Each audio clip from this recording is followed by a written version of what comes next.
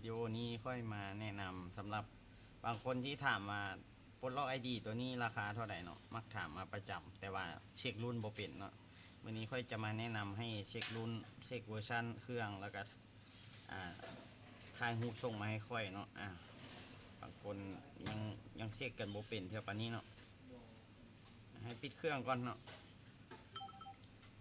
ปิดเครื่องก่อนตัวนี้ติดหน้า ID มันจะขึ้นหน้านี้เนาะถ้าติด Gmail มันก็จะขึ้นอีกแบบหนึ่งโอเคหลังจากนั้นให้เราปิดเครื่องให้สนิทกดผ่อนเสียงเนาะผ่อนเสียงค้างไว้เสียบสายเนาะให้มันดับสนิทก่อนเนาะไว้เสียบสายพอเสียบสายแล้วมันก็จะบังคับเราเข้าฟาสต์บูตเนาะเข้าโหมดฟาสต์บูตเนี่ยเพื่อจะเข้าหน้านี้โอเคพอเข้าฟาสต์บูตแล้วเนาะเราก็มาใส่อัลล็อกทูลเช็คเนาะมาเลือกหัวข้อฟาสต์บูตหัวเว่ยเนาะนี่เห็นไหมรุ่นมันเนาะรุ่นมันจะแสดงอยู่ม่องนี้เนาะโมเดลเนี่ย B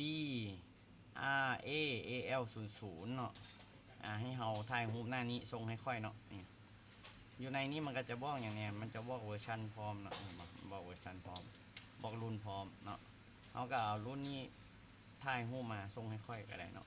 อันนี้ก็คือรุ่นของมันเนาะว่ารุ่นใดเนาะถ้าสมมุติว่าอยากรู้ CPU เด้เนาะเราก็สามารถไปเสิร์ชใน Google ได้เนาะบางคนค่อยจะมักถามกับว่าไอ้ CPU หยังเนาะGoogle เนาะเข้าไป CPU เขียนเซิร์ชว่า BRAAL 00เนาะ BRA ที่ต่อ AL 00เนาะอันนี้ว่างสเปคเนาะเขียนคำว่าสเปคนำนี่เนาะเขียนสเปคนำมันก็จะขึ้นมาเนาะว่านี่เป็นเมน60 Pro สเปค CPU เดสมมุติค่อยมักถามเนาะว่าไอเครื่องเจ้านี่ CPU อย่างเอาก็มาเบิ่งเนาะนี่เลยมอง10 เซตเนาะ CPU คิริน 9000S เนาะอันนี้แหละคือมอง CPU มันเนาะอยู่ในนี้เนาะอันนี้ก็เป็นคลิปดีๆเนาะต้องพยายามเบิ่งประจำเนาะเขาชี้ได้เก่งขึ้น